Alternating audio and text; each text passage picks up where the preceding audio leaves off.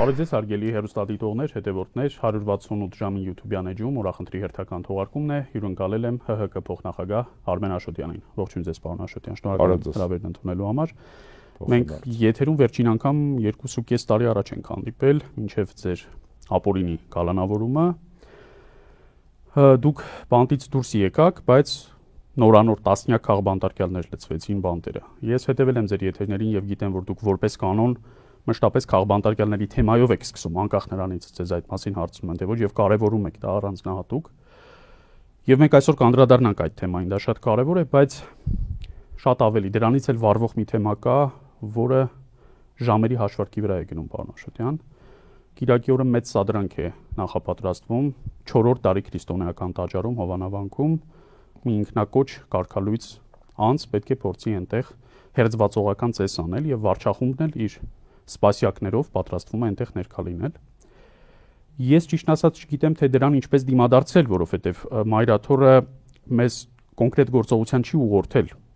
Կան մարդիկ, որոնք պնդում են տեղում պետք է պաշտպանել Հովանավանքը, կան մարդիկ, որոնք ասում են ճիշտ հակառակը պետք է կիրակնորյա պատարակների գնալ մեր մյուս բոլոր եկեղեցիներ եւ հեղեղել։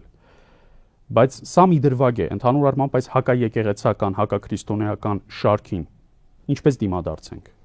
Շնորհակալ եմ հրավերի համար եւ նաեւ շնորհակալ եմ եւ ձեզ եւ ձեր լրատվամիջոցին այս տարիների ընթացքում ցուցաբերած բարոյական, տեղեկատվական, քարոզչական, քաղաքական աջակցության համար։ Այ ձեր հաղորդման այս անկյունում հիմա որ եթեր է գնում, Բարբերաբար փոխվում են քաղբանտարկյալների նկարները։ Այո, դատարկ չի մնում, այսպես ասած, Свято место пусто не бывает, ռուսի ասած։ Եվ այն մարդկանց, ովքեր հիմա են ներկայացնում քաղաքական տասնյակ բանտարկյալներին, եւ այն մարդկանց, ովքեր պայքարում են իրենց ազատության համար, ուզում եմ ասել, որ ես անձամբ եւ իմ կուսակցությունը մշտապես իրենց կողքին ենք։ Երբ որ խոսենք թեմայից, գուցե ավելի մանրամասնենք։ Դավիթ ջան, շատ բնական է, որ Նիկոլ Փաշինյանի հաջորդ թիրախում եկեղեցին է։ Հիշում ենք բոլորս, որ այդ հարցը եփվում էր երկար տարիներ, եւ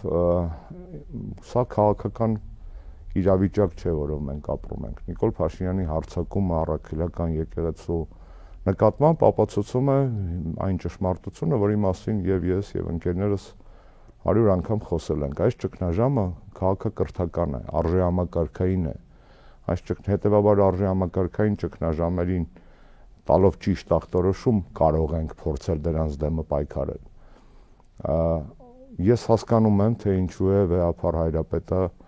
այս պայդերությամբ իր խոհեմությամբ, այսպես ասած, եւ զսպվածությամբ մոտենում այն հանրային հնարավոր գործողություններին, որ կարող են կազմակերպվել կամ տեղի ունենալ իրեն հաջակցություն եւ եկեղեցուն հաջակցություն։ Ես հասկանում եմ նաեւ այն զգուշավորությունը, որով այս թեմային մոտենում է նաեւ տարբեր այլ շրջանակներ, բայց հասկանում եմ որպես քաղաքական գործիչ, որպես հայ չեմ հասկանում, որպես հայ քրիստոնյա չեմ հասկանում։ Այո, ինչու, որովհետև այո, ինձ մեջ էլ կա այդ տաքարյունության դիմացինի հանդգնությանը կտրուկ պատասխանելու մեծ ցանկությունը։ Եվ ես խնդրում եմ բոլոր այն հայրենիներին եւ դուստրերին, որոնք հոգու խորքում եւ արտաքուստ եւ իրական կյանքում պատրաստ են օգնել եկեղեցուն, առաջնորդվել Վեհափառ Հայրապետի հորդորներով։ Որովհետև եթե ինչ-որ մեկին կամ ինչ-որ մի բան ուզում ենք պաշտպանել, շատ բնական է, որ նախ եւ առաջ պաշտպանվող կողմի տեսակետը պետք է հաշվի առնենք։ Այո, նորից կրկնեմ, կարող է մեր ոմանց քաղաքական, ոմանց խասյաթային քիմքին դա հաճո չլինի, որ ինչու ենք այդպես զուսպ, ինչու դանդաղ։ Ես նաեւ նորից կրկնեմ, որ այո, ակնկալում եմ Վեհափառից ավելի մեծ առաջնորդություն։ Եկեղեցուց ավելի մեծ առաջնորդություն եմ ակնկալում եւ երբ որ Նիկոլ Փաշինյանը եւ յուր թիմը եկեղեցուն փորձում է քաղաքականացնել, այն անվանելով էլ ռուսի շպիոն, էլ ռոբասերժական, էլ եսի ինչ, ակնհայտ է, չէ, ինչու է անում, որպեսզի կայքարը դարձնի քաղաքական, ցույց տա, որ իբր այս արժեհամակարգային ցիվիլիզացիոն բախումը իրականում կռիվ է իշխանության համար, չէ։ Սա կռիվ է մարդկանց հոգիներին եւ սրտերին տիրելու համար, այդ տեսակետից է իշխանության համար կռիվ, ոչ թե աշխարհիկ իշխանության, ոչ թե վարչապետի աթոռի, կառավարության կամ արժեքազմի։ Այն ինչ որ տեղի ունենում Հայաստանում 18-ից 20-ից հատկապես 20-ից այս օրերից հետո, 5 տարի առաջ դա բացահայտ քաղաքակրթական ճգնաժամ է, որի նպատակն է որևէ էթնոսի, ազգի, միավորի արժեհամակարգային սոցիալական ինժեներիան, փոխել կոդերը, շատ պարզ բան է։ Իդեպ սա բան չի,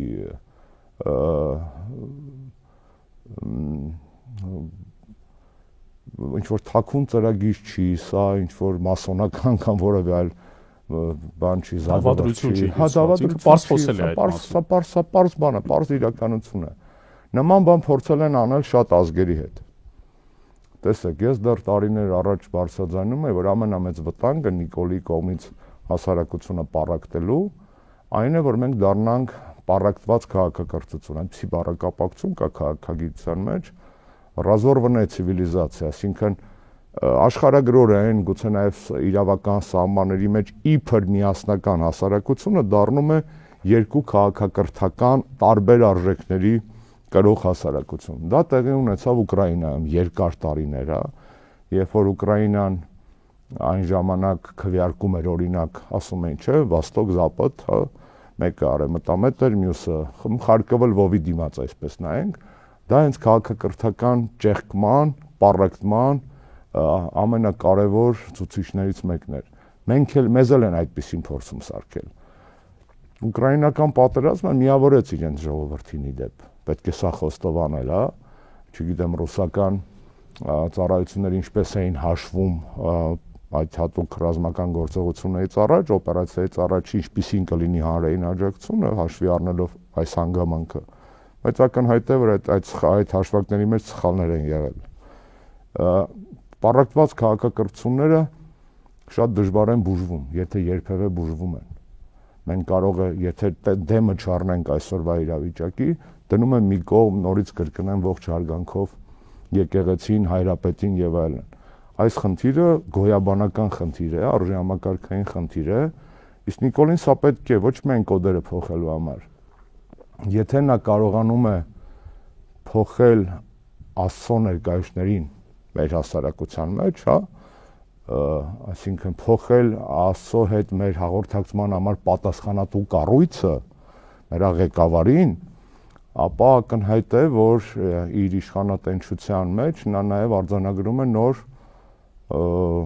նվաճում, եւ այդ նվաճումը չար նվաճում է, սատանայի նվաճում է, բայց նվաճում է իր համար։ Ես ուզում եմ հիշել մեր վերջին զրույցը այստեղ 23 ապրիլին, որտեղ մի քանի կենտրոնական կարևոր բառ դուք օգտագործեցիք, ինչպես քիչ առաջ։ Դրանք օգտագործում եք նաև կալանավայրից գրված ձեր նամակներում, որոնք ես կարդում էի, քաղաքակրթական եւ արժեհամակարգային ճգնաժամ, ոչ քաղաքական, ոչ նախ եւ առաջ քաղաքական։ Նույնիսկ հրաշալի հիշում եմ, որ 2021-ի արտահերթ խորհրդարանական ընտրությունների արդյունքները ամփոփելով դուք ասում եք, որ քաղաքական ճգնաժամը չի լուծվել, եւ դա այդպես է։ Եվ ժամանակը ցույց տվեց, որ այդ քաղաքական ճգնաժամը, որի լուծման համար նշանակված էին այդ ընտրությունները, չհանգուցալուծվեց։ Որտեղ ճգնաժամը քաղաքական չէր։ Հիմա մենք դեժավյուի մեջ ենք, պարոն Աշոտյան, որովհետեւ հերթական ընտրական ցիկլին ենք մոտենում, հերթական անգամ քաղաքական նոր ճգնաժամի կամ այդ ճգնաժամի խորացման հանգրվանի առաջ ենք։ Ընդդիմության մեծագույն մասը իր իրավունքից օգտվելով ասում է, որ ընտրություններով հնարավոր է կամ հնարավոր կլինի հասնել իշխանափոխության։ Բնականաբար դա որևէ մեկը տեսականորեն չի կարող բացառել, որովհետև ընտրությունները հենց իշխանափոխության համար են ստեղծված որպես մեխանիզմ։ Բայց մենք մյուս կողմից տեսնում ենք վարչախմբի քայլերը հետևողականորեն չեղարկելու իրեն անհարմար բոլոր ընտրությունների արդյունքները, հակասահմանադրական եւ հակաօրինական միջոցներով։ Ու ես շատ տհաճ դեժավյուի մեջ եմ 21-ից 5 տարի անց, 26-ին ընդառաջ, որովհետև ես հիշում եմ, որ նմանատիպ պնդումներ ես լսում էի նաև 21-ի փետրվարից մայիս ամիսներին։ Հիմա էլ որոշ հետհաշվարկներ եմ տեսնում իշխանափոխության, մոտալուտ իշխանափոխության ընդառաջ, բայց տեսնում եմ նաև թե Նիկոլը ինչ է անում Գյումրիում, ինչ արեց Փարաքարում կամ իր հանցակցությամբ ինչ արվեց Փարաքարում, ինչ կանի ժամեր անց կամ օրեր անց ենթադրաբար Մասիսի ընտրված համայնքապետ Դավիթ Համբարձումյանը եւ այսպես շարունակ։ Արգելի Դավիթ, տեսեք, նախորդ թեման, այո, դուք շատ բնական բխեցրեցիք այս հարցը, որտեղ դրանք փոխկապակցված հարցեր են։ Նիկոլ Փաշինյանը Չարիքի մարմնավորումը այդտեղ էլ երկրորդ կարծիք ես պարզապես լինելով շատ հանդուրժող մարդ լսել չեմ կարող այլևս։ Ես չեմ կարող այդ Չարիքի նաև աշխատասիրությունը եւ նպատակասլացությունը չգնահատել որպես հակառակորդի առավելություն։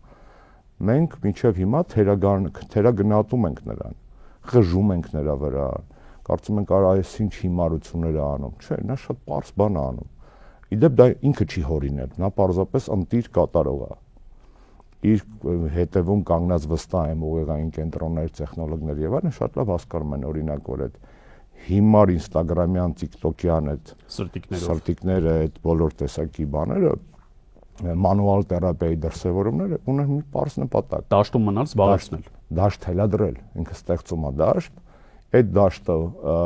ունի մեկ այսօր առաջին ջութակ, նա ինքն է, տեղեկատվական այդ աղմուկի մեջ նա ամենաշատ աղ պարտադրողն է։ Եվ դա նպատակ ունի, այո, իրենով անել կապ չունի քաղաքական գործի համար, բացի մահախոսականից ցանկացած հիշատակում գովազդ է։ Եվ անգամ այդ պարագայում ինքը նախկինում իր տիկինը այդ տեսակ պրովոկացիոն գործողություններով, այո, անում էին այն, ինչի համար իրենց տեխնոլոգները դա խորհուրդ էին տալի։ Ընդդիմությունը այստեղ հետ է մնում։ Երկրորդ բանը, քանի որ ինքը քանդում է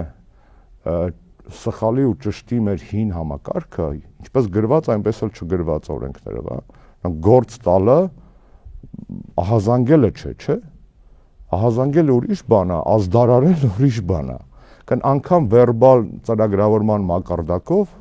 ահազանգել միշտ էլ ահազանգվել է տարբեր մարդկանց կողմից տարբեր, բայց ազդարարել կամ գործ տալու ինստիտուտ այսպես ասած, դա ուրիշ ինստիտուտ է։ Գործ կարել, սա ակնհայտորեն գործ կարել է։ Գործ տալու հիմա վրա գործ են կարում, էլի դա այդպես է, չէ՞։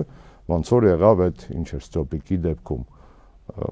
գործ տրվեց եւ գործ կարվեց, որտեղ տակը իրականում դա գործ չկա։ Այդ նպատակով էլ հմեկ էր տարվել արարածը։ Այսինքն աշխատումը հսկայական կոնվեյեր, հասկանում ես, որի դեմը ընդդիմության այդ թվում մեզ չի հաջողվել ստեղծել հակակոնվեյեր։ Մենք աշխատում ենք սպորադիկ, մենք աշխատում ենք սիտուացիոն, մենք աշխատում ենք ռեակտիվ, ոչ թե պրոակտիվ դաշտում։ Եվ Նիկոլը, քանի որ միակ ինստիտուտը, որը ճիշտն ու սխալը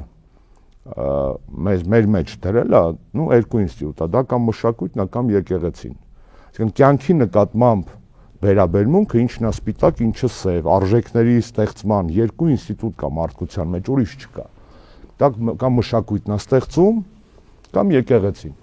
Եվ պատահական չի, որ նա սկզբից հակավ մշակույթին, հիշում եք, այլասերելով, փչացնելով մշակութային պատվելի ժամանակին պատվելի գործիչներին իր ձեռք սեղմումներով, իր ծաղիկներով, իր ֆորտեպիանոներով, իր դա ինադուա չի անում։ Բայց նրանք պիտի չփչանային։ Այդ ուրիշ բան։ Երբ սա իրի սուր է, եւ մյուս կողմի մասն է։ Ես համաձայն եմ, չէ, ես դա չեմ, դա չեմ քննարկում։ Որովհետեւ գտնվեցին մտավորականներ, որոնք չգնացին նրանց մոտ, եւ չսեղմեցին նրանց ձեռքերը։ Բայց տեսեք, նա շատ թիրախավորված է, չէ՞, փչացնում։ Սկզբից այն ջազմենին, որին սիրում էին, հետո ընդհանրենք Մեշյանին, հետո այսպես հերթով փչացնում է։ Այսինքն ինքը գիտի, որ ինչին կպավի ինքը, այդ մարդը փչացած է։ Այդ մարդը փչացած է։ Ու խոսքը չի գնում 10-20-ի մասին, 10-20-ը ուրիշ։ 10-20-ը նա բան էր, Ջաստին Բիբեր էր մոտավորապես, էլի տենց, կամ ես իմ։ Այդ էր աստղ էր։ Ինքը celebrity էր։ Հիմա ինքը պրոկլյացիա է, ինքը չորնի մետկա է։ Եվ ինքը գիտի, որ ինքը չորնի մետկա է, ինքը ամեն ձև անում է, որ գնա կպնի եւ մխտրի դիմացինին։ Ինչքան դիմացինը ավելի տեսանելի արժեքա հեն մարդկանց ընկալումների մեջ արժեքներ ստեղծած մարդ, այնքան ինքը շատ է ուզում իրան մխտրի։ Դրա համար սկզբից փչացնում էր մշակույթը, այդ թվում պետական քաղաքականության միջոցով։ Օրինակ տարալուծելով մշակույթի նախարարությունը ԱԳԼՃԿ-ի մեջ, հա, այդ նախարարության մեջ։ Եվ դրան զուգահեռ հիմա արձակվել է վերջին ինստիտուտի վրա, որը ճիշտն ու սխալն է որոշում։ Որտեղ ինքը Չարիքի տարածման մոնոպոլիստն է, եթե վերացնում է ՕՏԿ-ն, ով պետք է իրան ստուգի, դա ճիշտ է թե սխալ է, ինքը դառնում է անվերահսկելի։ Այդ մեկ եւ երկրորդ արտաքին թշնամական պատվեր էլ կա շատ ակնհայտ։ Վստահ եմ, այդ ամեն ինչը մի փաթեթ է, այդ ամեն ինչը համադրում է Ադրբեջանի եւ իր իշխանավարման շահերը։ Այդ փաթեթ է, այդ դիմ Ադրբեջանն էլ չէ, ինչքան էլ մենք տենց մշտապես իրենց զանգվածի իմաստով դիտարկել ենք մեզանից հայ ազգի ինտելեկտուալ բան աստիճանով ցածր, բայց այնտեղ իր էլիտան կա։ Եվ այդ էլիտան խելոք է, եւ այդ էլիտան գիտի աշխատել մյուս երկրների էլիտաների հետ։ Այդ էլիտաներին հաղթելը մինչև 18 թվականը բարդ գործ էր, եւ մենք դա անում ենք մշտական աշխատանքով, տեղեկատվական, քարոզչական, քաղաքական, իրավական եւ այլն, ռազմական, մշակութային, այո։ Հիմա վերադառնանք ձեր այն հարցի բուն ձևակերպման, հա։ Դուք ասում եք դեժավյու, ես վերջերս հիշեցրեցի նաեւ միտեղ, հիմա էլ ձեր հաղորդման ժամանակ կրկնեմ, իմ ու քո մոտ դեժավյու է, այո։ Բայց իրանց մոտ այն մարդկանց մոտ ով այդ ամեն ինչ անում են, ժամևյու է։ Կան իրանք այնպես են այդ ամեն ինչ անում, կարծես դա առաջինն է, ժամը երբեք չի եղել, երբեք չենք տեսել։ Քո մոտ է դեժավյու, իրանց մոտ ժամևյու է, նույն դեմքով, նույն բաները։ Ես չեմ ասում, որ ընտրությունները բացառում են որպես իշխանափոխության գործիք, մեզ ճիշտ հասկացեք, բայց ընտրությունները քաղաքական գործիք են, հանգուցալուծում են քաղաքական ճգնաժամեր։ Իսկ Նիկոլի գործիքակազմը քաղաքական չի։ Նիկոլի կռիվը հայաց գիտեմ, քաղաքական չի, քաղաքականությունը դրա դրսևորումներից մեկն է։ Ընդհանրապես, այսինքն վիրուսը շատ ավելի խորն է, տարբեր օրգան համակարգեր ախտարել, թոքեր, ստամոքս, երիկամներ, սիրտ։ Իսկ մենք այս 4-5 համակարգերից, որտեղ ինքը մեզ կրծում է, ընտրում ենք մեկը, ասում ենք այստեղ մենք իրան կրելու ենք, թոքերում իրան կրելու ենք, օքեյ։ Բայց խնդրեմը դա թոքերը չեն։ Խնդրեմն է, որ քաղաքական լուծումները այս պարագայում բժշկագիտության մեջ տերմին կա, պալիատիվ են իրանք։ Այսինքն իրանք թեթևացնում են, ոչ թե բուժում են։ Բայց իմպիչմենտը, որը դուք առաջարկում եք, եւս քաղաքական լուծման շարքին է։ Ինքը հակասահմանադրական չի։ Ինքը հենց սահմանադրական է։ Շատ ճիշտ եք ասում, իմպիչմենտն էլ ընտրություններն էլ նախագահ Սարգսյանն, Սերժ Սարգսյանը դրա մասին մի քանի օր առաջ ասաց, որ երկուսն էլ սահմանադրական գործիքներ են, չի կարելի հակադրել մեկը մյուսին։ Պարզապես իմպիչմենտը հակաճգնաժամային գործիք է, իսկ մենք ճգնաժամի մեջ ենք։ Երկիրը ճգնաժամի մեջ է։ Կա երկու գործիք, կոպիտ ասած, իմպիչմենտ եւ ընտրություններ, մեկը հրատապ լուծումների համար է որպես համանդրական մեխանիզմ, մյուսը պլանային։ Անկամ եթե արտահերթ է։ Անգամ եթե արտահերթ է, ինքը մեկը պահանջում է որոշակի աշխատանք։ Այս պարագայում իմպիչմենտը համանդրական գործիք է իր ձևով, բայց իր բովանդակությամբ մեր ֆրակցիայի հայտարարությունը վստահ եմ նայել եք հիմքում ճգնաժամի բուժումն է, ոչ թե քաղաքական բուժումն է։ Այսինքն խնդիրը քաղաքական չի դիտարկվում այս ամեն ինչի մեջ։ Էլի կարելի է միջև վերջ հուպ տալ իմպիչմենտը, որքանով կարանք հուպ տանք, ուր կհասնենք,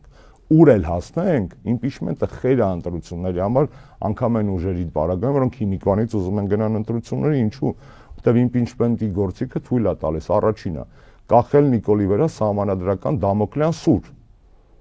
որ լուբոյ ֆորս մաժորի ժամանակ, իսկ դրանք ավաղ շատ են մեր երկրում, կարող է վերածվել իրական process-ի։ Երկրորդը, ես վստահ եմ, որ այդ ընդդիմության զգալի մասը իրոք ազգային է։ Ուզում եմ հավատալ, այսպես ասեմ։ Երկրորդը, երբ որ երկրի ներսում ոչինչ չի կատարվում ընդդեմ Նիկոլի, բոլորիս լեզուները դրսում քիչ ամես չեն ուզում լսեն։ Դու պետք է sense մեկին բռնես, ֆրցնես, ասես լսի ինձ։ Որտեվ ես 2-3 անգամ, երկու անգամ արդեն գնացի գործողումների։ Այո, քեզ չեն ուզում լսեն։ Եթե դու իրոք քեզ պայես այտենց ոնց որ պահում ես, դու պետք է բռնես, ֆրցնես, ասես լսի։ Այս քո արժեքն է, այս մեր իրականությունն է, այս էլ ես եմ, քաղբանտարկյալս, որին դու ճանաչել ես որպես քաղբանտարկյալ։ Ես դրա հետ համաձայն եմ, պարոն Աշոտյան, բայց այդ նույն Եվրապաշտոնյան մյուս ականջով շատ ավելի բարձր Նիկոլի ճղճղոցն է։ Միանշանակ։ Ու ինքը ասում է դու որքան էլ գազ քո ժողովրդի անունից խոսես, ես քո ժողովրդի գործուն հակազդեցությունը չեմ տեսնում, որտեղ այս մարդը տեսեք ինչեր է խոսում։ Կռահեցիք այն ինչ որ ես ասում էի։ Impeachment-ը այն process-ն է,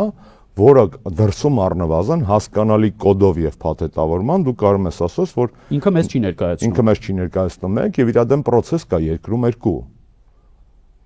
Որտեղ այդ կռուտիտը եվրո, ինքը մենակ եվրո չի, հա, ծանոթ դնենք եվրո, թեպետ մեջ եւ ռուսական չինովնիկներ կան, չեմ շփվել դեռ վստահ եմ կլինեն, եւ ամերիկյան չինովնիկներ կան, հա դու ինչ ես անում քո երկրում։ Նաեւ շատերին ձեռը տալ ինչ որ անում է Նիկոլը, չէ՞, այսինքն իրանք ուզում են լսել Նիկոլին, բայց դա չի նշանակում որ մենք պետքա ձեռքերը լվանք, ասենք սա արտաքին ճակատը տանուլ է տված։ Ինչպես իրենք ձեռքերը չէին լվանում մինչև 18 թիվ ու գնում էին շատ անընդունելի բաներ էին անում այն ժամանակ պետության դեմ իդեպ ոչ թե իշխանության։ Ես հիշում եմ ադրբեջանցիների հետ համատեղ ստորագրահավաքներ, մի քանիսը օրինակ ԵԽԽՎ-ին եւ այլն, բայց դա բան էր, չէ, այսպես ասած red flag էր այն ժամանակ, դա կարմիր դրոշ պիտի լիներ մեզ համար։ Մեր խնդիրն է, ես առաջի օրվանից էլ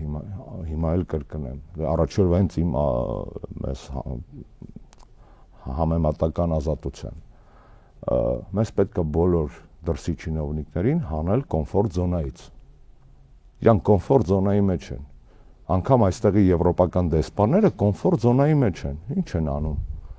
Դուրս են գալի իրանց կեցավայրից կամ իրանոցից, գնում են իրանց աշխատատեղ, որտեղ հայեր են աշխատում, բայց իրանց աշխատանքի խաթր վախենում են ճշմարտությունն ասել։ Հետո դուրս են գալիս միտեղ լանչի, որտեղ հայեր են նստած, բայց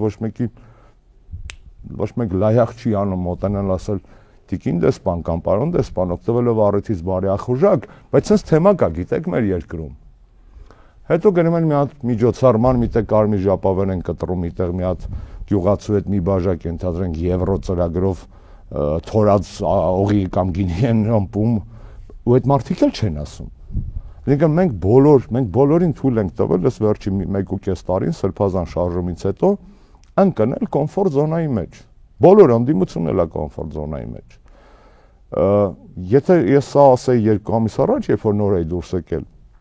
Նանտից, կարող է ինձ ասեին, որ բանը մեջը ինչ-որ չարություն կա գուցե դրա համար ես ասում, չէ, բացարձակ դրա մասին չի խոսքը։ Ես նախ չարություն չեմ ունեցել, չունեմ եւ չեմ էլ պատրաստում ունենալ անգամ Նիկոլենց հանդեպ, ինչու մի շատ պարզ պատճառով, եւ ես հասկացել եմ, որ ինքը սնվում է իմ չարությամբ։ Ինքը որպես չարի, այսպես ասած, կուտակում, ինքը սնվում է մեր չարությամբ, մեր ատելությամբ, այո, ինքը սնվում է։ Իրեն պետք է սառնասրտորեն մոտենալ, լսել, որքանով դա հնարավոր է։ Պետք է բացառել ատելությունը մեր կողմից, դժվար բան եմ ասում, շատ դժվար բան եմ ասում, բայց դա մարդ, որ իրան ամենաշատն է ատել 20-ից հետո հատկապես, ես ասում եմ որպես մարդ, ով էվոլյուցիա է ենթարկել իր ներաշխարհը եւ զուտ նաեւ այդ տեսակետից խորհուրդ է տալիս դադարեք ատել Նիկոլին, նա դրանից միայն ուժեղանում է։ Դուք նայում եք որպես քաղաքական գործչի այս ամենը, թեև դուք ասում եք, որ պատերազմից հետո քաղաքական գործիչը, իսկ կալանավորումից հետո նույնիսկ կուսակցական գործիչն է ձեր մեջ մեռել։ Դուք հասկանում եք դրա ակնհայտ է, հա, հիմա ես դա չեմ էլ քննում։ Ես այլ բան եմ ուզում հարցնել, պարոն Աշոտյան։ Հա, բարդ հանրապետական եմ։ Որ մեր ժողովրդի մեծամասնությունը կեսից ավելի որպես կանոն սոցհարցումներին ասում է, որ կամ չի մասնակցելու ընտրություններին կամ հրաժարվում է պատասխանելուց կամ դժվարանում է պատասխանելուց, իրեն ուղղված քաղաքական առաջարկը չի տեսնում։ Նիկոլին չի ատում, այս իշխանությանը չի ատում, չի էլ համակրում, բայց այն խոր ապատյան անտարբերությունը, որ կա հասարակության մեջ, այստեղ ես կօգտագործեի ձեր բառը, որը դուք վերագրեցիք օտարերկրացի պաշտոնյաների, իր կոմֆորտ զոնայի մեջ է։ Նա չի ուզում տեսնել այն ամենը, ինչ կատարվում է իրենից մի քանի տասնյակ կամ մի քանի 100 կիլոմետր հեռավորությամբ, որտեղ այո ժամանակավորապես դեռևս չեն կերակում, որովհետև Նիկոլը վերարտադրվելու խնդիր ունի, եւ Ալիևը դա հրաշալի հասկանում է։ Միջինից բարձր կրթական ցենզ ունեցող ցանկացած մեկը հասկանում է, որ սա ոչ խաղաղություն է, ոչ էլ նույնիսկ հրադադար։ Սա շատ մեծ ու հերթական, խոշորամասշտաբ աղետից առաջ ընդհանրապես զատի շպիրիտ բուրի, հա։ Ես օրինակ իմ անձնական շփումները վստահ եմ ձերն էլ։ Ինձ համոզում են, որ մարդիկ ունեն այս գիտակցումը իրենց մեջ թաքնված եւ շատ հաճախ նույնիսկ վախենում են իրենց խոստովանելուց, թե ինչ կարող է լինել 26-ից հետո, եթե Նիկոլը վերարտադրվի։ Բայց մարդիկ չեն ուզում ժողովրդական լեզվով ասած նաղդը թողած միսիայի հետևից գնալ, որտեվ իրենք ասում են, հələ սպասի ես կես տարին էլ ապրենք։ Հետո կարող է աշխարհում մի բան է փոխվում, կարող է Տրամփն ու Պուտինը պայմանավորվում են, կարող է ուկրաինական պատերազմը բրծնում է, կարող է իրոք այս խաղաղությունը ստացվում է։ Ես տեսնում եմ, որ շատ խելոք մարդիկ կրթված հանկարծ ու հավատում են այս հրաշքների։ Ավիճ ջան, այ էլի վերադառնում ենք մեր առաջի թեմային։ Մեր երկրում կատարվում են բաներ, որոնք առաջ ռուսերեն ասած ձիգի էին։ Հնարավոր չէր պատկերացնել, որ կարելի է տենց բան տեղի ունենա ու ոչ մի արձագանք չլինի։ Եվ դա հետևողական բարոյա արժեզրկման պետական քաղաքականության հետևանք է։ Այն ինչ որ դու նկարագրում ես սոցհարցումների կլաստերավորումը։ Այո, բայց ես մի քիչ կտարբերակի այդ 60-65%-ի մեջ տարբեր մարդիկ են։ Մի մասը մարդիկ են, որոնք 18-ին որոշեցին զբաղվել քաղաքականությամբ, տեսան ինչ Հանքի մեջ գցեցին մեզ բոլորիս ու միշտ հեռացան ասին։ Ես ինչ չեմ արել, հա։ Էլ երբեք ոչ մի միտինգի չեմ մասնակցել։ Այո, այսինքն իրանք 18-ին տենց որոշեցին զբաղվել քաղաքականությամբ, հիմա ասում են մենք չենք զբաղվում քաղաքականությամբ։ Այդ ինքը իր սխալը չի ընդունում, վախենում է կրկնել, դասեր չի քաղել այդ սխալից։ Իր սխալն չէր, որ ինքը ինձ էր մերժում կամ Սերժ Սարգսյանն էր մերժում։ Իր սխալն էր, որ ինքը չէր հասկանում այդ մերժելու պարագայում այդ ջրի հետ երեխուն էլ հետն է շպրտել։ Մյուս խումբը Դե կարող է սխալ ընդունելով չի գնում երկրորդ որևէ հանրահավաքի, պարոն Աշոտյան, որտեղ ասում է ես գիտեմ, որ միանգամից մոլորեցրել են, այդպիսիք էլ կան։ Ասում են ես գիտեմ, որ ինձ մոլորեցրել են, ես տեսնում եմ, ես հասկանում եմ արդեն, որ ինձ մոլորեցրել են, բայց ես չգիտեմ, կարող է նոր մոլորեցնող կա։ Կարող է այնտեղ մի հատ Նիկոլ 2 կա, որտեղ միայն գիտեք, որ ընդդիմադիր է, շատ այլ ընդդիմադիր այդ մարդիկ են, որոնք այո կարող են վախենալ, որովհետև վախենում են երկրորդ անգամ սխալվել։ Մյուս խումբը մարդիկ են, որոնք շատ լավ հասկանում են ինչա տեղի ունեցել, բայց փորձել են, դուք ասում եք կոմֆորտ զոնա իրենց համար։ Ես չեմ համեմատի Եվրոդեսպանին Հայաստանում այս ամեն ինչի ֆոնին կայֆավատալնող, ցանկացած դեսպանի, խի մենակ Եվրո, հա, այս վայելող իր բանը, այն մարդու հետ ով փախել է իրականությունից, դրանք տարբեր մարդիկ են։ Եվ դեսպանները այդ իրականությունը ստեղծողներից եւ այդ իրականությունը վայելողներից մեկն են, ոչ միայն կենցաղային, այլ քաղաքական, դիվանագիտական, միջազգային ասպարեզ։ Պարոն Սպիտալսկին հիշեցի ես մի անգամից հիմա։ Շատ գիրքն էլ կարդացել եմ։ Ես էլ,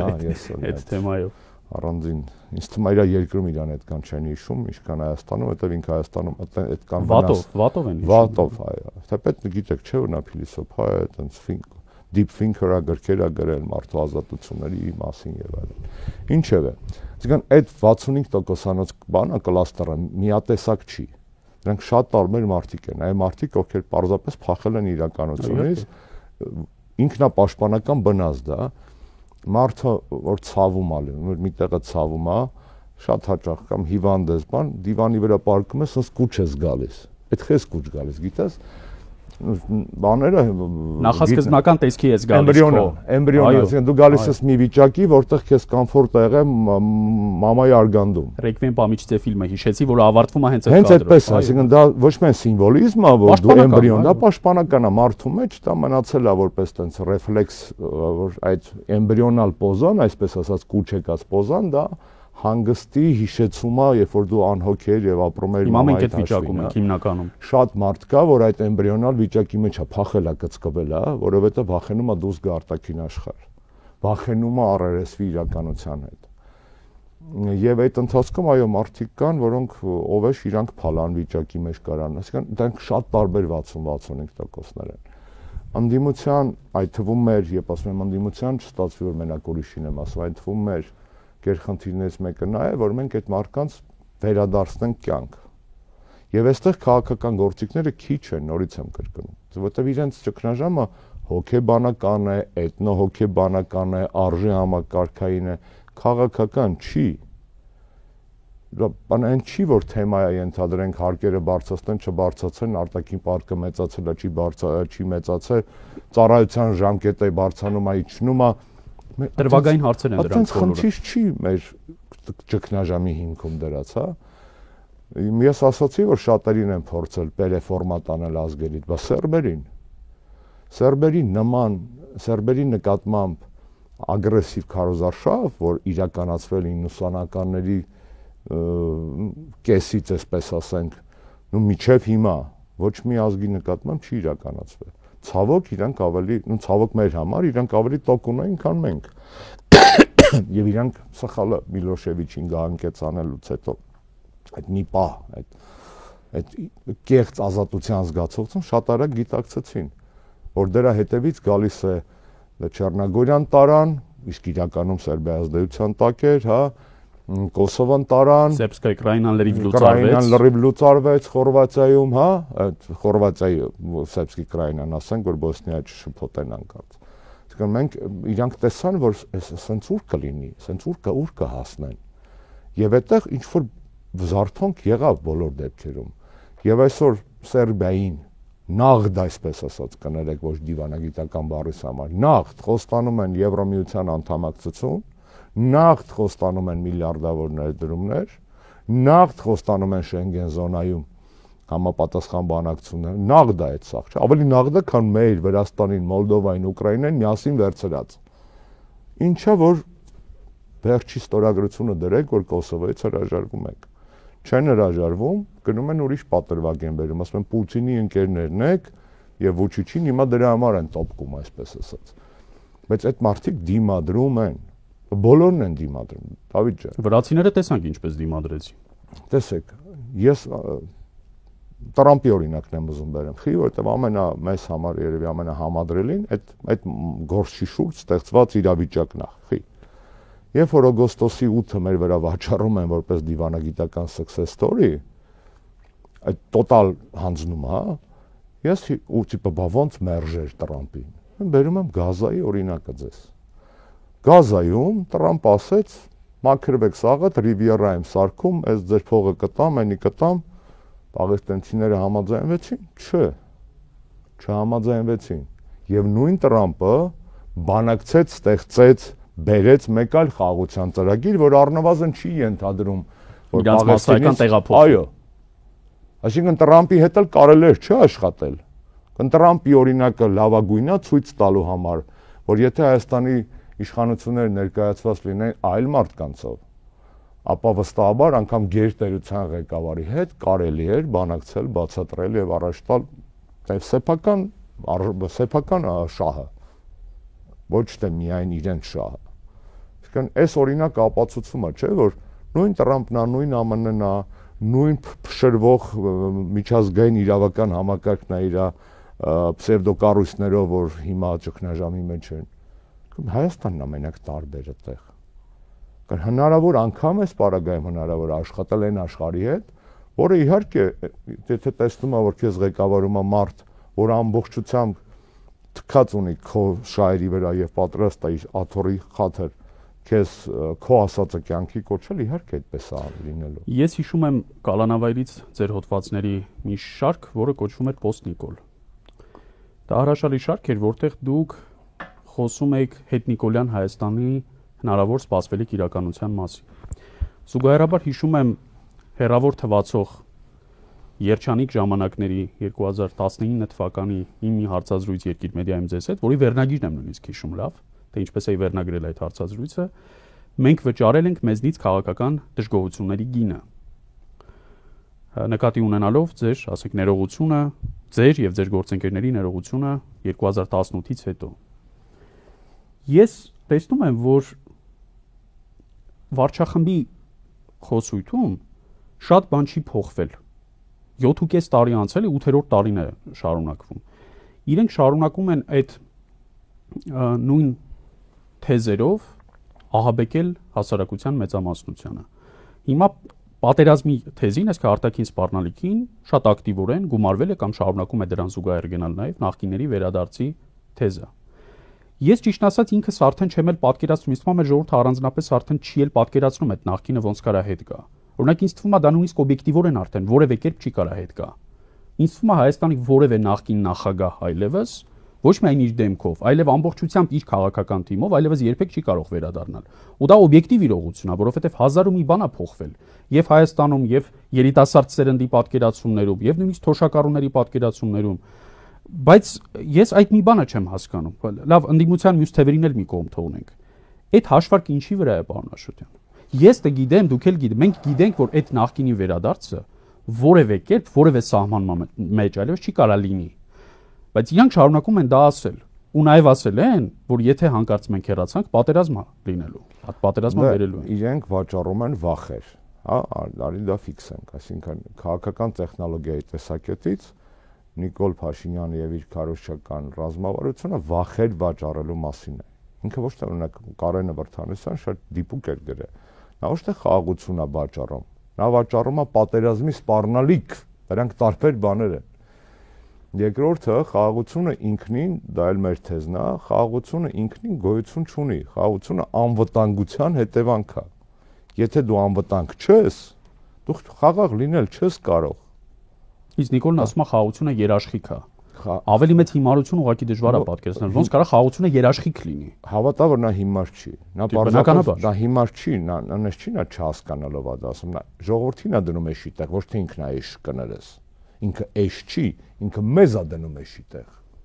որովհետև սենց բան իրականում միջազգային քաղաքական, քաղաքագիտական բանի մեջ տիրույթում այս ամեն ինչը նոնսենս է։ Մենք անոմալիա ենք։ Հայաստանը քաղաքական եւ քաղաքագիտական անոմալիա է։ Տիեզերքի օրենքներից նույնիսկ որոշակի։ Սա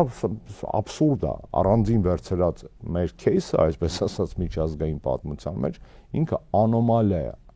բոլոր մակարդակներով եւ ղեկավարի անբարոյականության չափի տեսակետից, որովհետեւ պարտված ղեկավարներ շատ են եղել մարդկության պատմության մեջ։ Ասենց անարժանապատիվ ես չեմ հիշում ոչ մեկին։ Պարզապես չեմ 100 անգամ այդ օրինակը բերել եմ, անգամ Կլեոպատրայի նման կինոմ անունը հելել էր որպես թեթևաբարո, պարտությունից հետո իր հերթական ամուսնու կամ սիրեկանին չցանկացավ փոխել Օկտավիանոսի հետ, որ նոր սիրեկան իրեն, այսպես իրենով անի, չէ, ինքը ինքնասպան եղավ։ Ինքն այդ բարոյականության բաները օրինակները շատ են, անգամ պարտվածների պարագայում։ Եվ ազգի տեսակետից, մեր վերաբերմունքի, մեր հանդուրժողականության տեսակետից այս պայդրությամբ մենք նույնպես անոմալիա ենք, որպես հասարակություն, հա, քաղաքական միավոր մենք անոմալիա ենք։ Ոչ մի ժողովուրդ այսպիսի բան չէր կարող հանդուրժել։ Երբ որ վերադառնանք ձեր բուն հարցին,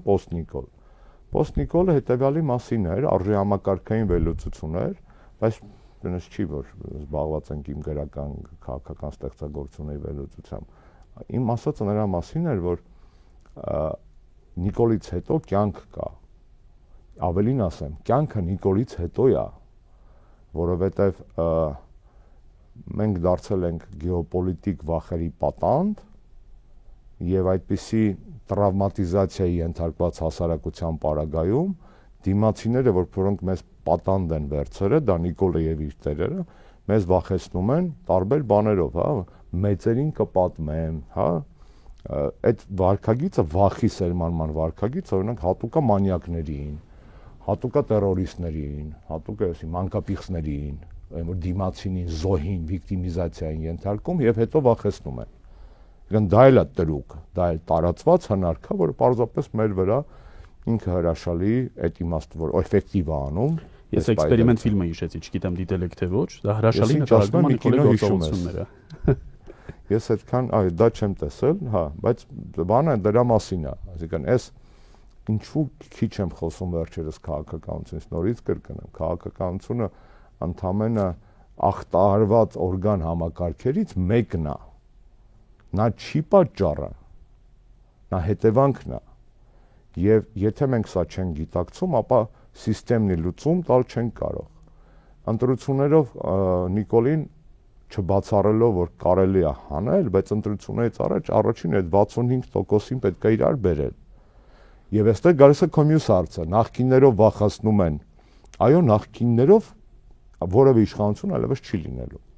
Դա կնետա անգամ սոցիալ մենք որպես երրորդ նախագահի թիմ, երրորդ նախագահ անձամբ չի ուզում, հետեւաբար ինքը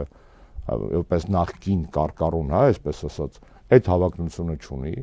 Իր թիմում բազմաթիվ սերնդային փոփոխություններ են եղել եւ 5 գործիչներ կան եւ նոր գործիչներ կան եւ նախկին չեն, հետո բա նախկին ուզում եմ հասկանամ, էլի։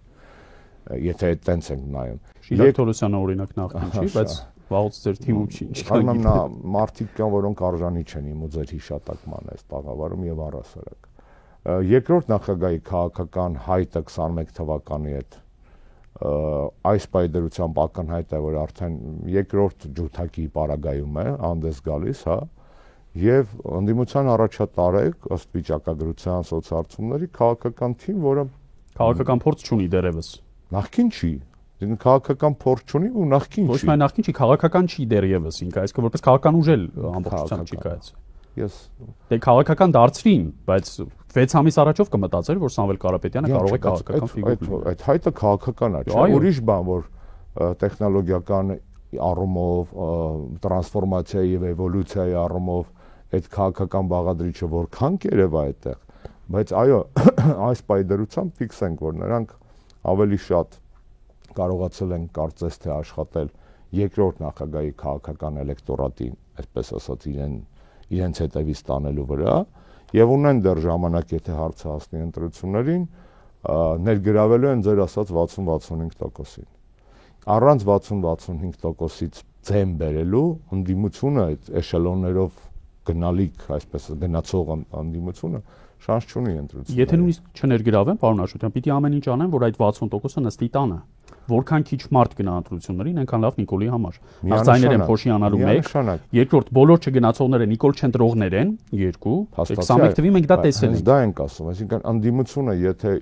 ուզում է հաղթել ընտրություններին, եթե բանը հասնում է ընտրություններին,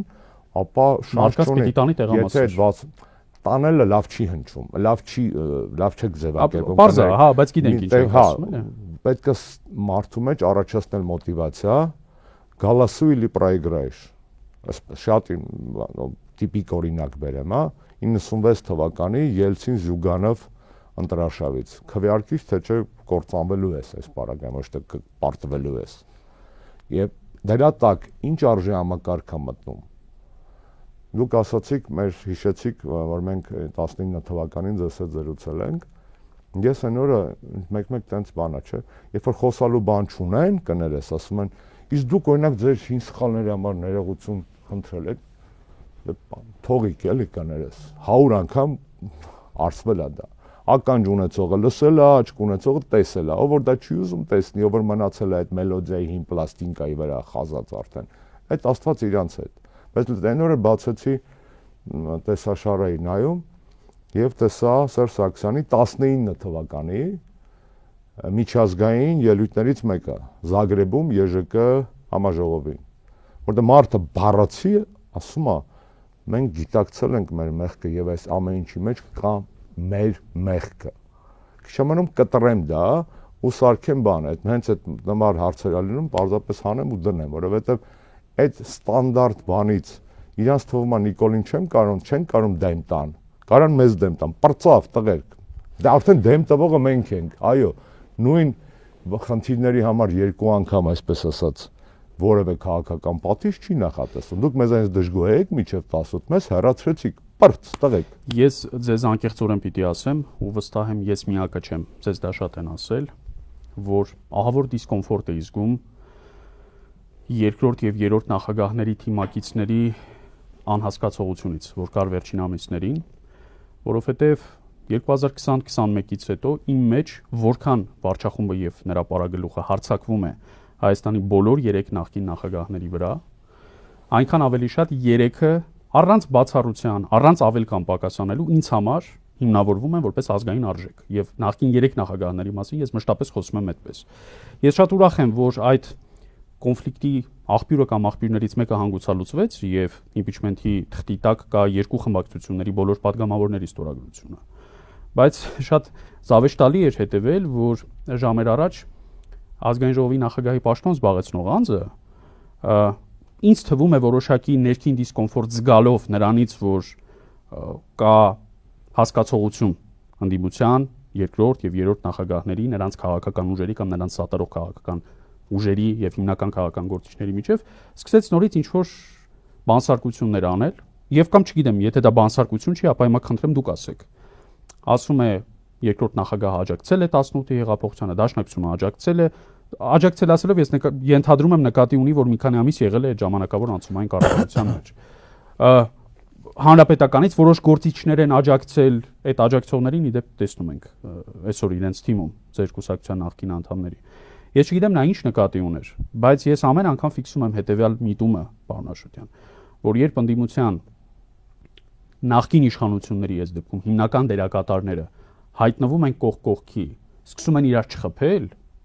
իշխանությունը դրանից ահավոր դիսկոմֆորտի մեջ է հայտնվում։ Ու մի բան էլ ասեմ, երբ ջերմուկյան պատերազմից հետո տեղեկատվություն հայտնվեց, որ նախկին 3 նախագահները եւ Վեհափար Հայրապետը հանդիպել են, ես առանց ավելորդ չափազանցության, ես երազել եմ ուղղակի տեսնել այն լուսանկարը, որտեղ պատկերված է Վեհափար Հայրապետը եւ նախկին 3 նախագահները կողք կողքի,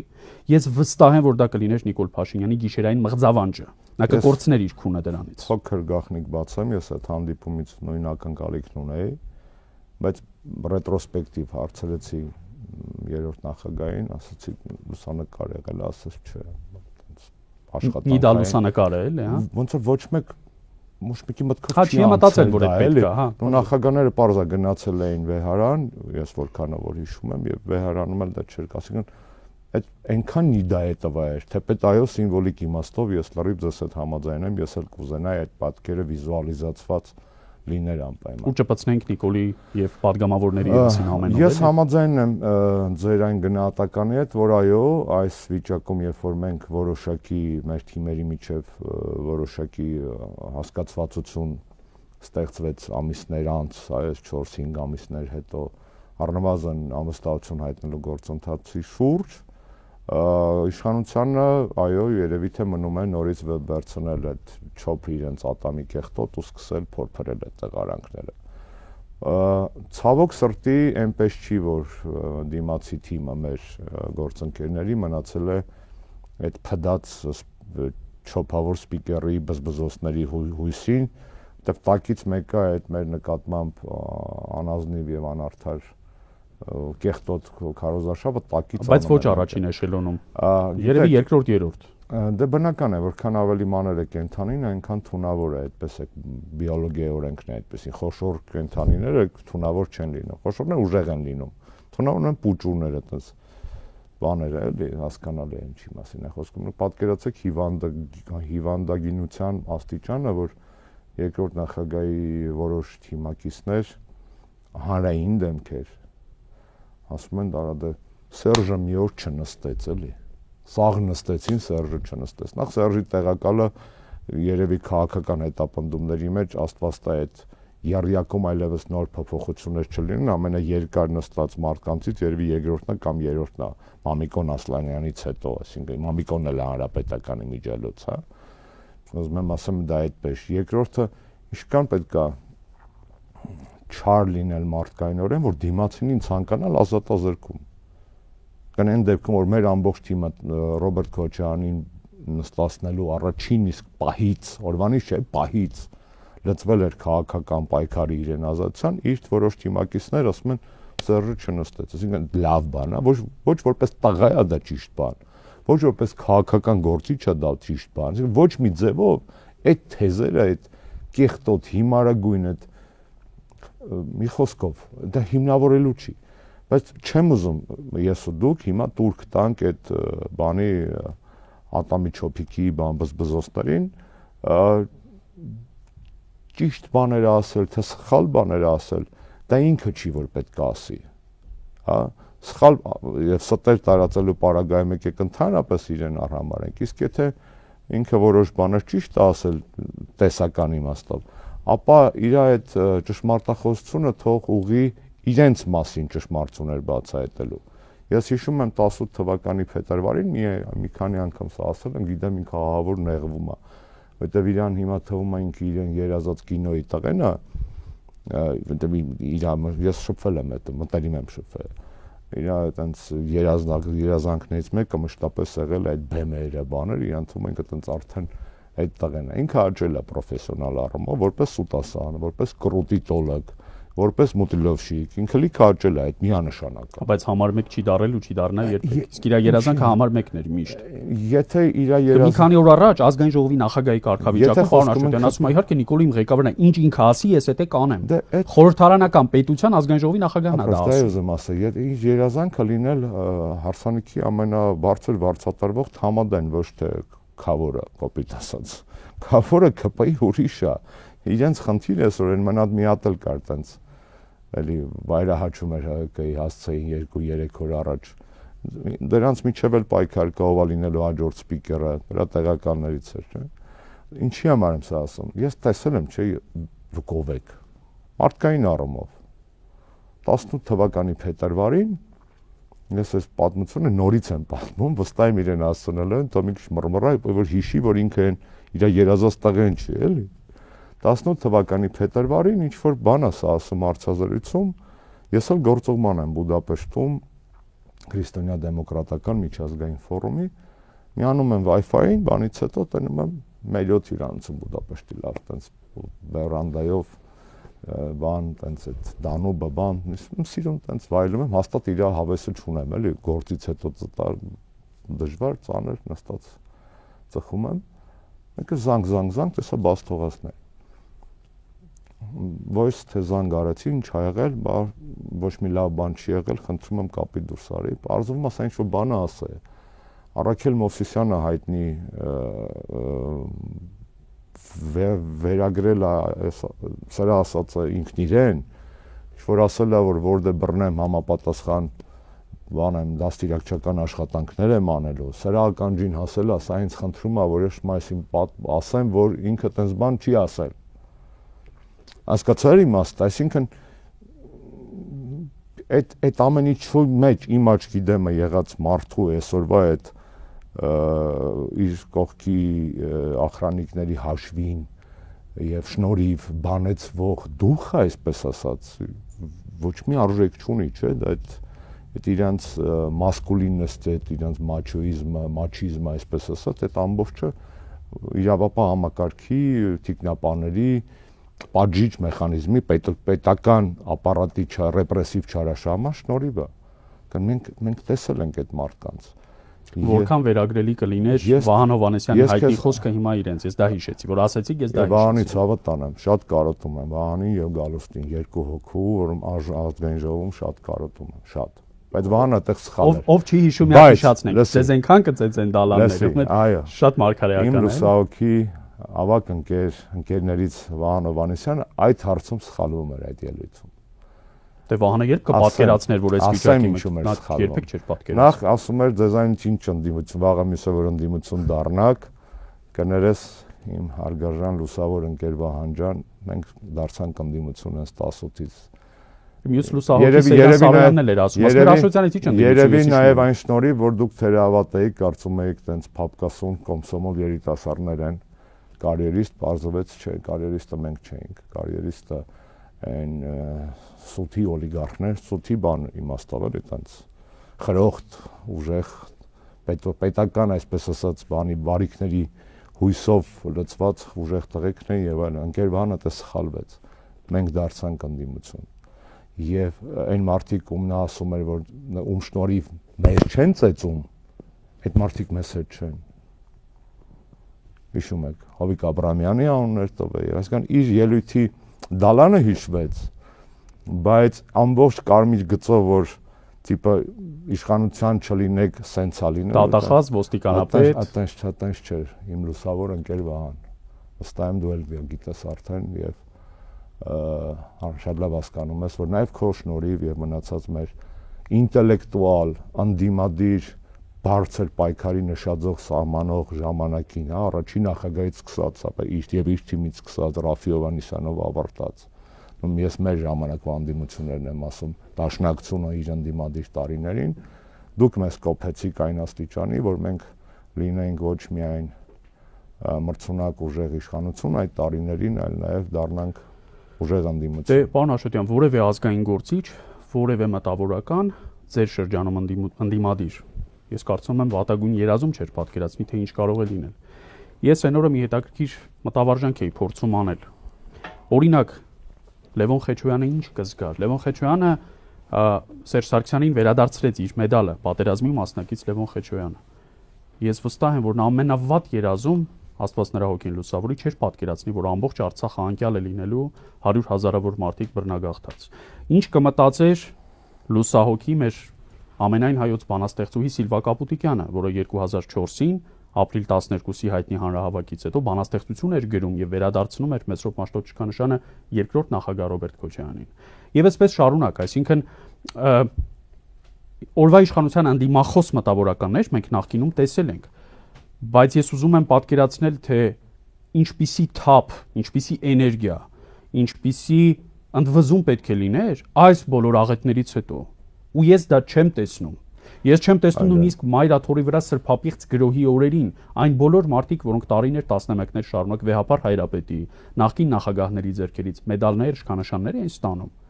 Ու այսօր չեն խոսում։ Կարող է համաձայն չեն, բայց իրենց անհամաձայնությունը մենք չենք տեսնում։ Իսկ ձեր ու իմ անհամաձայնությունը այս ամենին քիչ է, պարոն Աշոտյան, այդ մարդիկ պիտի խոսեն։ Կամ պիտի չկարևորվեն առհասարակ, հետայսու որևէ ոլորտում։ Մենք հիմա շատ անես 3D զրույց ենք վարում, մի քիչ ամեն ինչից մի քիչ։ Ու պիտի մոտեցնենք ավարտին արդեն, ժամանակն էլ սպառվում է։ Ես չգիտեմ, մեզ լսողը ինչ, եզրակացություն կանի կամ ինչը կտանի ես շատ բազմաժանր զրույցից։ Ասեմ նախորդ իշխանությունները ոչ մի նախորդ իշխանություն սուրբ չի եղել։ Չկա սուրբ իշխանություն, չկա սրբերի իշխանություն, չկա տենց բան։ Քաղաքականության մեջ չկա սրբերի իշխանություն, բայց կան սրբություններ, առնվազն արժեքներ, որոնց նկատմամբ եթե հայտարարող կողմը շատ է հեռվանում որոնցից, շատ է ճողվում, անպայման առաջանում է քաղաքական կարիերայի վախճան։ Բայց մեր նախորդ բոլոր իշխանությունները ձեր ասած պատկառանքով հայերի իշխանություններ են, սխալական, բայց հայրենասեր հայերի իշխանություններ էին, հայի իշխանություն էր Հայաստանում։ Եվ խոսքը բնականաբար հասկանում ենք բովանդակության մասին, ոչ թե յանով ավարտվող ազգանունների այս պարագայում։ Ինքնանոյնականացման մասին։ Այո, մտավորականության հետ կապված ես այստեղ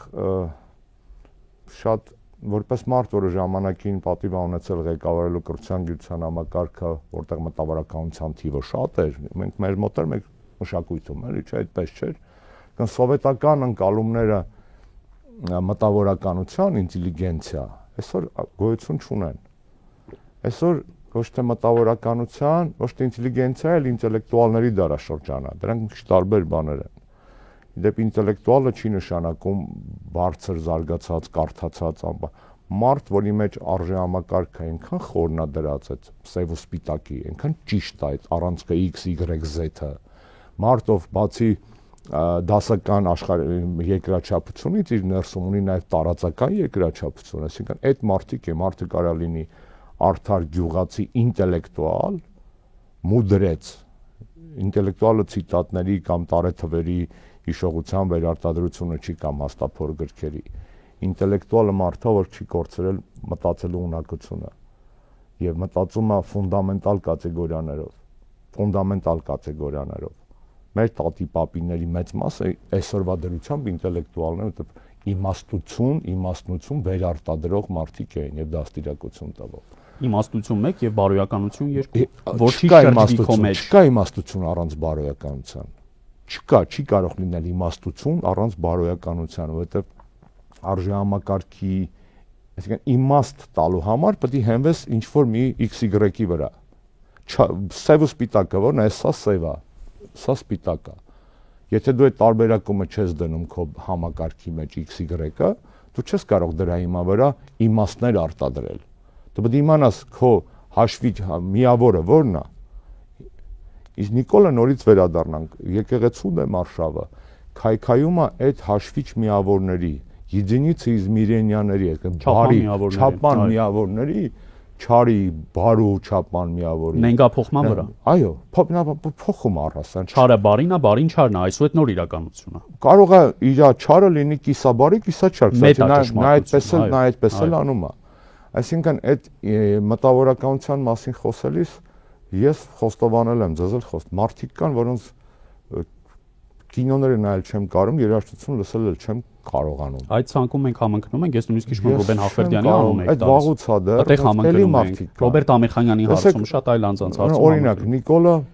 այդ իր երաժշտական բաների մեջ էդ էլա չէ պղծում է, ինքը գիտի ինչին ինքը կպնում է, դա դառնում է նորմալ մարդու համար, սենց Զենֆիրա, Էլվինա Մակարյան ես ուզում միացնես։ Միացրա ուրեք տղաներ, միացրա freedom-ը միացրա, ազատությունը միացրա, կներես բաղաձայնությանս համար։ Էլվինայի ազատությունը միացրա։ Կամ ուրեք տղաները միացրա։ Այսինքն կարաս, չես կարա, քո մոտ կարոտկի է տալու այդ կոդերը։ Պարոն Աշոտյան, մեր եթերաժամը ամփոփելով մի վերջին հարց եմ ուզում տալ, որը եթե վերջին շաբաթվա զարգացումները չլինեին, պիտի տայի ամենասկզբում։ Բայց քանի որ մենք ամենժամյա բարբերականությամբ աղետալի նոր լուրերի հաջորդ Պանդորայի արկղների բացվելու լուրեր ենք ստանում, ես ուղղակի չեմ կարողանում ցավոք սրտի օրվա եւ ժամի ռիթմին չհամապատասխանեցնել մեր զրույցը։ Բայց վերջին ամիսների ամենաաղետալի արձանագրումը ըստ իս իշխող վարչախմբի մարզամերգային համալիրում համաժողովում նրանց ընդունած հռչակագիրն էր,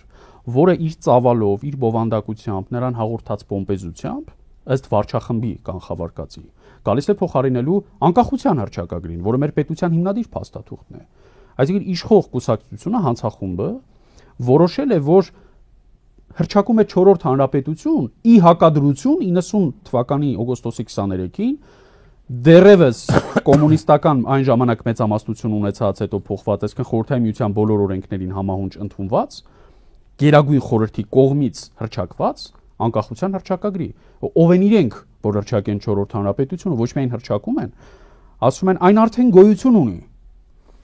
Երեք բան ասեմ, գիտեմ հաղորդման վերջնակ կներես, բարձրապես բարդ հարցեր ես տալի, ու տենց զրուցում ենք ավելի շատ,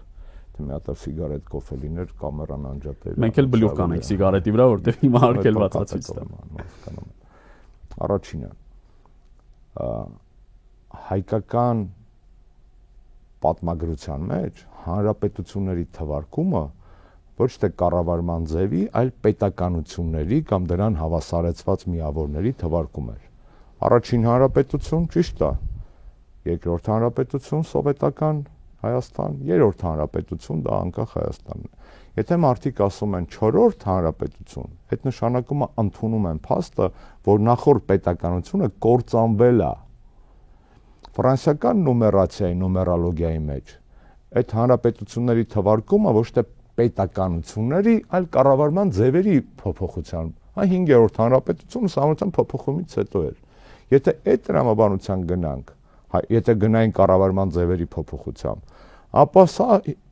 Սերժ Սարգսյանի ժամանակ ընդունված սահմանադրությունից սկսած մենք արդեն 5-րդ հանրապետության մեջ ենք ապրում։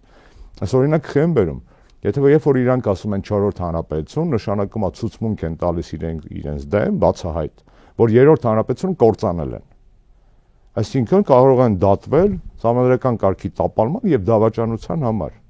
Դա հանրապետությունները մեզ մոտ թվարկվել են որպես պետական կամ դրանց հավասարեցված միավորներ, սովետականի պարագայում եմ ասում հավասարեցված։ Երկրորդը Նիկոլ Փաշինյանի այս ամբողջ թեման, ինչի մասին մենք խոսում էինք, արժե համակարգային տրանսֆորմ, խոսում է մի բանի, եւ ձեր ասած հռչակագիրը։ Ավտորիտար բոլոր կառավարիչները անպայման մի պահ ցանկություն են ունենում իրենց ազգին սկսել թելադրել ճիշտն ու սխալը։ Այդպես է Թուրքմենբաշ օրինակով, այդպես է Հյուսային Կորեայի օրինակով, այդպես է ցանկացած ասիական աֆրիկյան դիկտատորի օրինակով։ Այսինքն ավտորիտար համակարգի ամենացցուն դրսևորումներից մեկը ոչ միայն քաղբանտարկյալների արկայությունն է, այլ նաև այն փաստը, որ իշխանությունը դրուկ թվում է, որ ինքը կարա քեզ, ինձ, Պողոսին, Պետրոսին վարվելականոն եւ արժե համակարգության նորմեր, այո, ինչ-որ նոր ճշմարտություն, նոր բարոյականություն ստեղծի, նոր եկեղեցի ստեղծի, նոր արժե, դա ավտորիտարիզմի հետևանք է։ Դեմոկրատական հասարակությունում դες բան չի կարա լինի։ Դա ավտորիտար, Նիկոլի ավտորիտար տրանսֆորմացիայի ամենախորքային, ամենագլուբիննի ապացույցներից մեկն է։ Եվ երրորդը բոլոր ինձ հայտնի ամենայն դեպս այսպես կոչված եվրոպամետ կամ արևմտամետ շարժումները կամ ուժերը կամ կուսակցությունները մշտապես իրենց օրակարգի բաղադրիչ են ունեցել ազգայինը եւ ազգայնականը մշտապես Բալտիկան վերցրեք ամբողջ, Վրաստանը վերցրեք, Մոլդովան, Ուկրաինան, Բալկանները վերցրեք, այսինքն այնտեղ արևմտամետությունը ազգային էր կամ ազգայինն է, առնվազն օրակարգի իմաստով։ Հայաստանի իշխող ռեժիմը միակն է, որը որ իրան ծախում է, ռեբրենդավորում է որպես իբր արևմտամետ, բայց չունի ազգային բաղադրիչ այդտեղ, հակազգային է։ Եվ սա նաև ապացույց է այն բանի, որ նրանք անգամ ճշտի մեջ արևմտամետ չեն։ Որտեղ արևմտամետության պարագայում հետսովետական, հետսոցիալիստական բոլոր երկրները վերցրեք 90-ական այդ սոցիալիստական ճամբարի փլուզումից ամբողջ այդ դեմոկրատիզացիայի նոր ալիքը, այսպես ասած, վերլուծեք։ Դուք չեք գտնի ապազգային արևմտամետ որևէ իշխանություն այդ հետսոցիալիստական ոչ մի ճամբարում։ Նիկոլը միակն է իր քաղաքական այդ ոհմակով, որը փորձում է եվրոդրոշ հագնել, բայց միաժամանակ կրտել սեփական ազգի վերարտադրման օրգանները։ Որտեւ ստեղ նաև արտահայտված թշնամի կա մեր դեպքում։ Ձեր բերած որոշ օրինակներում այդ թշնամին Ռուսաստանն էր։ Եվ այդ արևմտամետությունը համադրվում էր հակառուսականության հետ։ Նիկոլա Անոմա թուրքամետություն եւ հակառուսականություն շատ վատ խառնուրդով։ Եվ այդ ամեն ինչը մատուցում է արևմուտքի անվան կամ որպես ինքնիշխանության բարձրացում է ներկայացումը։ Ինքնիշխանության բարձրացումը չի կարող ապազգային օրակարգը լինել ինքնիշխանության բարձրացում։ Դա պարզապես դա նոնսենս է։ Չի կարող լինի փչացած կույս, կամ փչացած է կամ կույս է։ Դա չի լինում։ Այս պարագայում ես ինչու եմ շեշտում, որ եւս մեկը խորքային ապացույց, որ նրանք անգամ արևմտամետ չեն։ Որտեղ դա ընդհանրապես իր շղարշն է, արևմտամետության հետ աբյորտկեն է, ճռճռանցուկն է, որի տակ ապազգային օրակարգը ապացուցում է, որ ինքը բացարձակ կապ չունի արևմտյան քաղաքակրթական վերջին ալիքի մշակույթի հետ, որը իբր հասնում է հիմա Հայաստանին։ Մի ձեռքով Շանհայի համագործակցության կազմակերպության անդամության Յուսով խորհրդարանում մեկ հոդվածանոց օրենք ընդունել եւ Եվրամիության անվանումը նույնիսկ սխալ գրել այդ օրենքում։ Գրել Եվրոպայի միություն, դա էլ Արտակ Զեյնալյանին հատուկ շնորհակալություն, որը իրենց ձեռամբ կարգվեց ՍԴ դատավոր։ Շնորհակալ եմ այս կարևոր զրույցի համար, շնորհակալ եմ։